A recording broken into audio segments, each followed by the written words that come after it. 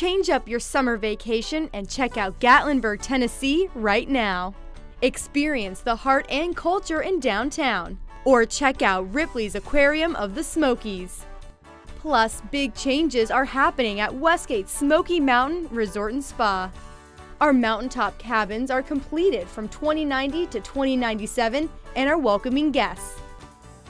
Stay in one of these new cabins and then take a dive in our infinity pool with the Smokies as your backdrop. Feel the thrill of our water slides at Wild Bear Falls Water Park. Or relax at Serenity Spa. Building 3000 has interior finishes and will have a certificate of occupancy in September.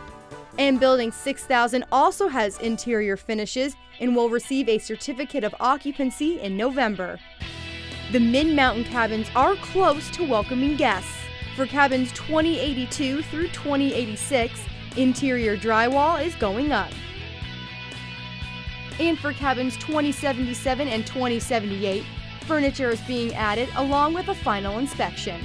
And for cabins 2079, 2080, and 2081, they are receiving a certificate of occupancy. We are also starting to build up our valley section with a retaining wall and putting in the infrastructure.